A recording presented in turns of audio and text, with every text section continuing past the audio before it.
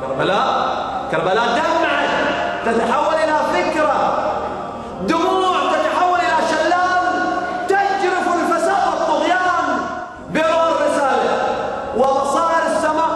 انتصر الحسين على طغيان يزيد، على جاهلية يزيد، على سيف يزيد، على ترهيب يزيد، فبقى الحسين مخلدا ويزيد طارده اللعنات إلى يوم يبعثون. ما قيمة الحياة في ظل سلطان جائر؟ لا قيمة لها، لأن السلطان الجائر هو الذي ينتهك الحرمات.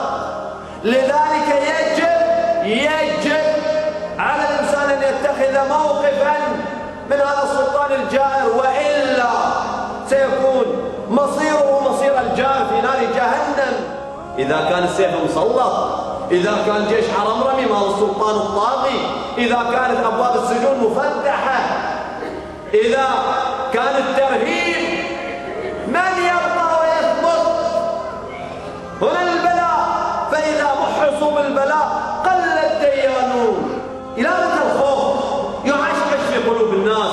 مسؤولية القيادة أن تقتلع هذا الخوف وتغرس شجرة الشجاعة، تقتلع التردد وتغرس الإرادة. مجتمع ما يملك إرادة مجتمع ضعيف، مجتمع ما يحرك ساكن، مجتمع يستعبد.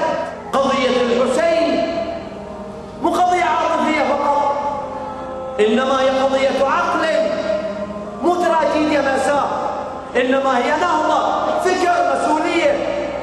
منبر الحسين منبر رسالة، من يرتقي يتحمل مسؤولية عظمى. اخرجوا من نفق الحزبية والعصبية إلى نور الحق، ذوبوا في الحق. كفانا أن تتقوقعوا في حزبيتكم باسم الدين وباسم العمل الاجتماعي.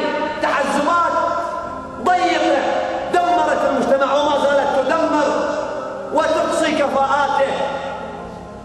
هذه مسؤوليتهم. هاي الفئة لابد أن تخرج من قوقعة الحزبية، تكفر بقيادتها الفاشلة، تكفر بحزبها الفاشل، تكفر بجماعتها الضالة أو المنهزمة وما شابه. إلى متى؟ قاطعوا، ارفضوا القيادات المزيفة. أنتم من يفترش بكم القيادات المزيفة، يزجوكم فيه